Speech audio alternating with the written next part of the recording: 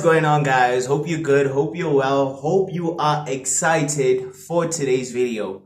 My name is Tlholo Motaung and welcome back to my YouTube channel. Today I'm dressed in the OG Leggies rugby attire for a very particular reason. In today's video I will be going through what has been the best season of my rugby career. Honestly, hands down, there is no other season that I could recall at this point that has been as great as this one. We will be going through the training, diet, the season, and my whole team in essence. We're going to go through every aspect of this great rugby season. As great as the season was, as great as my teammates are, and as great as you might play whatever sports you're interested in, as enjoyable as it is watching great players out there, whether LeBron James, whether Sia Kolisi, whether Mercy, whether Ronaldo, whether whoever you could think of that is a great player, that is pure talent. And we have to see talent as what it is, a gift from God. And in James chapter 1, verse 16 to 17, it reads, "Do not be deceived, my beloved brethren. Every good gift and every perfect gift is from above, and it comes down from the Father of lights, with whom there is no variation or shadow of turning." There are so many great and beautiful, gracious gifts we receive from God, but in this particular sense, I'm speaking of sports, and that's why we have to emphasize that in playing the sport, in appreciating the sports, in appreciating the greatness in the players' performances, we have to do it in a sense, in a way that glorifies God, whether playing or enjoying that particular performance. And this is a point that most of my teammates and myself included, we tend to deviate from that fundamental understanding that this is a gift from God, by understanding that we should be aiming to play to the glory of God. And in other words, it means that we ought to exemplify Christ in our games, in our performance. Myself and Bogang, we were put in that position of leadership where Bogang was the captain and I the vice captain.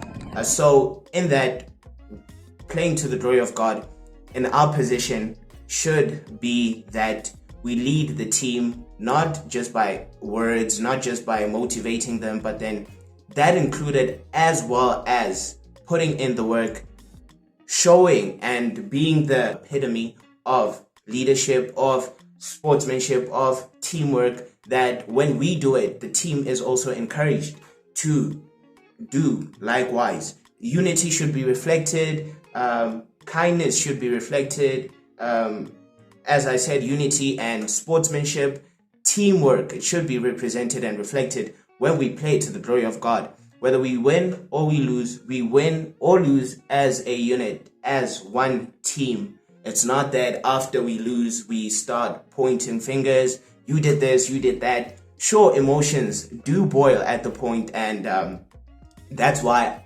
in those cases, I just choose to keep quiet. But then in that as well, I fail to be the one to stand up and reprimand, rebuke those who point fingers and remind them that we played as a team, meaning we lost as a team. But then it has been a goal of mine, or the thing that I aim to do in every single match, in every single argument we have ever encountered as a team. And I am thankful for Bogang as well, because he showed great leadership.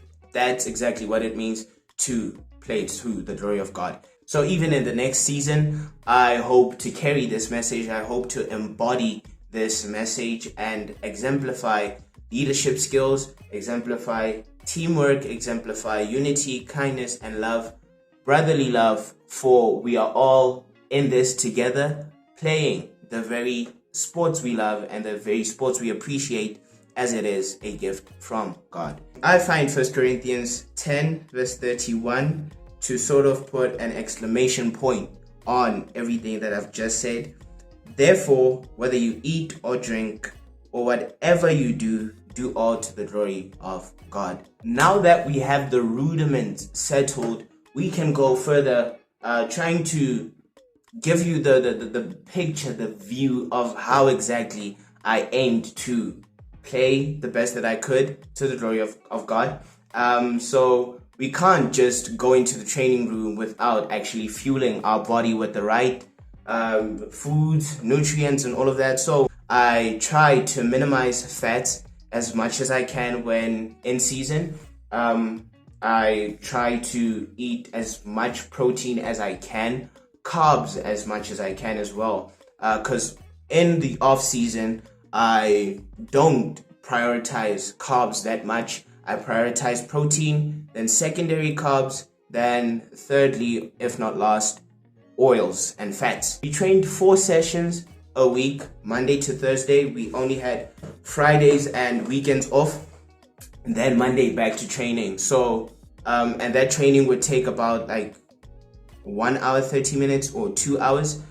That's the average time we used to train or prepare on-field training. Whenever I stepped into the gym, I only focused on compound movements, and after the compound heavy lifts, that's when I'd move into the lighter tension movement. I try to prioritize legs because that's what we use most of the time, you know, being explosive with my sprints, being powerful with my tackles.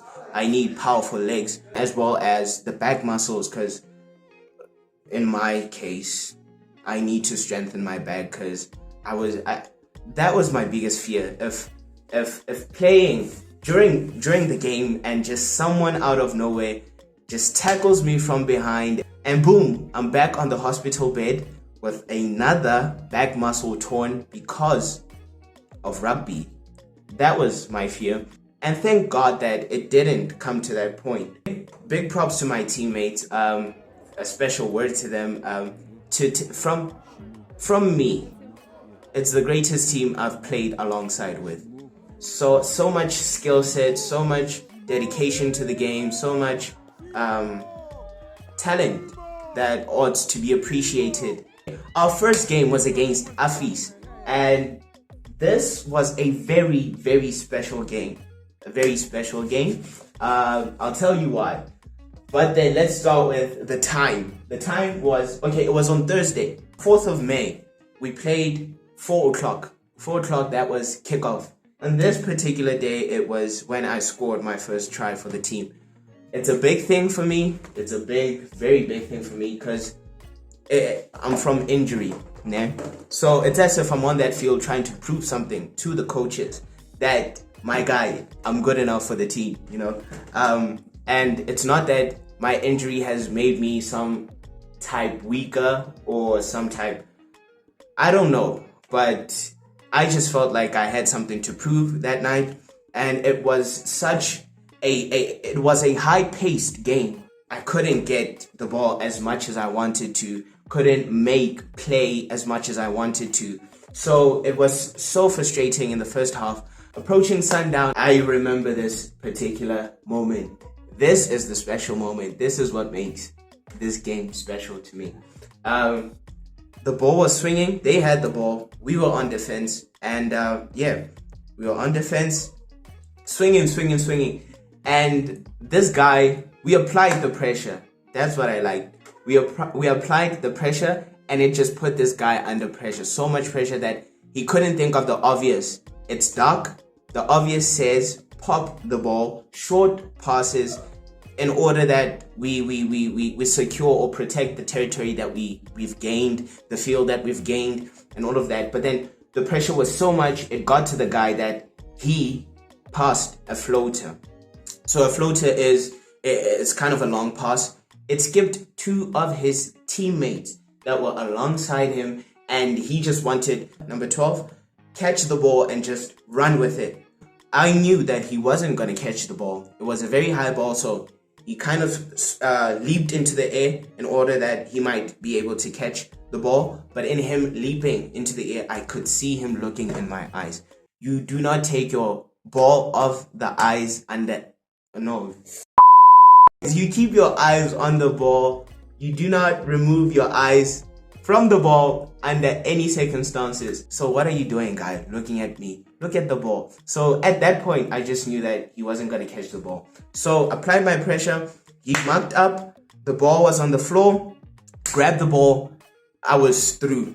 So three of them. The guy who attempted catching the ball, tried to tackle me, but I maneuvered my way around him. But then I had to deal with two of his guys. After dealing with the first one, the second one was already on my shoulder. The third one was coming this side. So I'm like, my guy, please let me go. Please let me go. So I just rolled my shoulder. His grip wasn't that firm. That's why I could get him off my shoulder by just rolling my shoulder. And just ran the opposite direction from this guy coming in this side. I remember the feeling.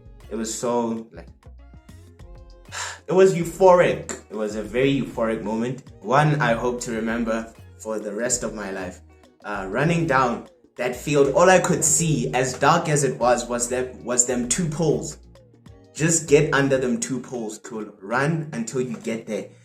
I don't care if your back gives out at this point. I don't care if your hamstrings pull. I don't care if your quad cramps. Just make sure you get under that point. So I ran. And then at that point, I was already there. Kaale, I'm not gonna do mahlale. I wasn't gonna dive. I wasn't gonna do something crazy, some acrobatics. I ran and just put the ball politely on the touchline. And there we go, the first try for the season. Going into our second match, this was the game against Paris. Paris was that intimidating team. But hey, as I said, the greatest season, hey? So yeah, this was the first time Suiderlig beat Paris. Chapeau. The nerves, obviously, before that game. But then, yeah, that sweet sound of Guicho calming down those nerves and getting our mindset in the game.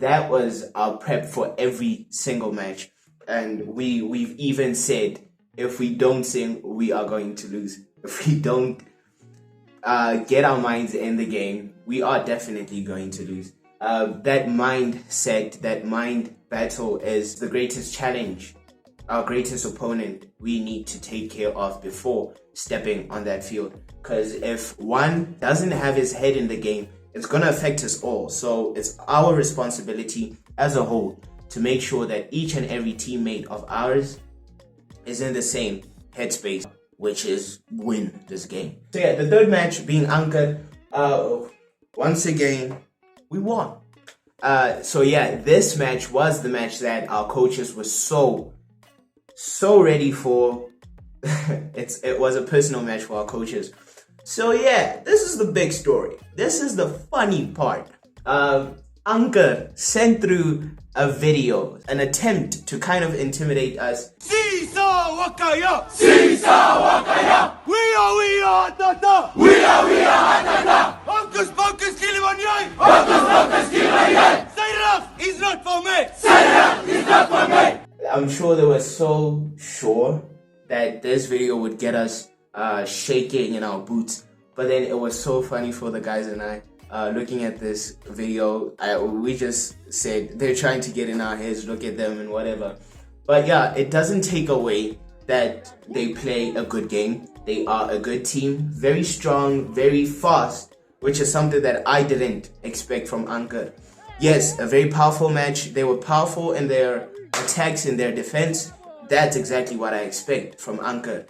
Big guys, strong, powerful, but I didn't expect the explosiveness, the techniques that they played with. They had so many runs, so many moves that we were kind of blindsided because we didn't expect that. On this particular day, the under-15s were the stars of the show. they won 56 or 60 something to nil against Ankers under 15. They made a statement there. So yeah, our under 15 team is a strong team as well, very skillful players as well. So big things are coming their way. I think this was our fourth or our fifth and final match. But this was our final match. The clash of the Titans. The Blues versus the Reds.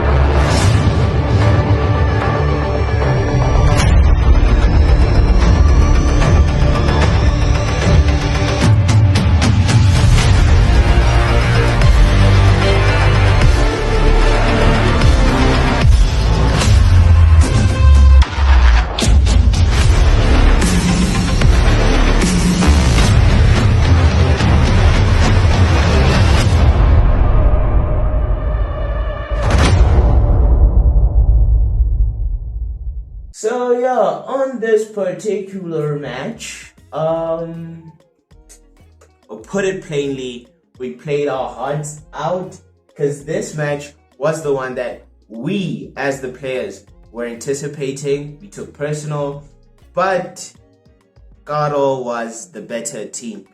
So we played, they won fair and square. They were so explosive as well. Fast game, that's Kaale's game. They were trying to get in our heads. They have so many antics as well, but they were successful in getting into our heads. And but then as well, with that being said, it was a very good match. Heartbroken at the end of this match. The boys were in tears, but then yeah, it's a well-deserved win for Kaale. We all qualified to play in the quarterfinals. In the quarterfinals, it's where Falke West comes to play with, I think it's Falke East. We played against Belvedere. I think it was Belvedere. They got the first try, and after that first try, they applied pressure. But we responded. We had a comeback to that. We responded, pressure applied, went for a try, went for another try. Now we were in front. Halftime comes along. Halftime came along where we were tied. So after halftime, go for the second one. We went for the second one, and yeah, there it was. We kept it there. We kept it there. And then here is where it's gonna sound as if like I'm complaining here. But then the ref wasn't on our side. It was clear from the very get-go. So yeah, as I said, we kept it there. We were in the lead with 3 points. We played. The bell for normal time rang, so we knew we were in borrowed time, extra time. If guys, we could squeeze this last few minutes of the match, we are guaranteed to go to play further. Semi-finals, here we come. It was here. It was literally here. You know, I got injured, so I had to step down. And so watching the game from the sidelines, I could see everything. They got the ball, had an attack. Belvedere got the ball, attacked, and two faults. But the ref didn't blow the whistle the first time around. Okay, we were like, maybe he's playing advantage now. Another forward pass was done. It was, the first foul was a forward pass. The second foul was another forward pass. So 2 forward passes in a row, and the guy didn't blow a whistle to draw the foul. They scored their try, and the try is 5 points, gaining them like 2 points distance between us and them. That was the final play. Our coaches filed a complaint, and the Belvedere coaches also filed a complaint saying and agreeing with us that there were fouls drawn, the ref wasn't fair in his conduct. But then the match was done, the results were through, there was nothing that we could do. That was the final verdict, and the verdict should be respected, and it stands. this ref just took the season away from us because of his injustice. Thankfully to our coaches, they were able to get us to play the final 3 matches, kind of a consolidation. We were invited to play Rhino Week, and during Rhino Week we played those 3 matches that we were scheduled for, and in these matches it was just a way to enjoy ourselves, a way to comfort our loss, and just appreciate the game for what it is. And that was the season in its end, in a nutshell. I don't think there's any other season in the past that could compare, and in the future I hope we play, or we have such great seasons or even greater in comparison. Very much thankful for the team, very much thankful for our coaches, and thankful for the school for the great support they showed us in every single match. In essence, they agreed that rugby is the heartbeat of Suiderlig. That brings me to the end of the video. If you guys enjoyed this video, make sure to like, comment, subscribe, share your feelings, share your thoughts. Tell me what your favorite sport is in the comment section down below. And who knows?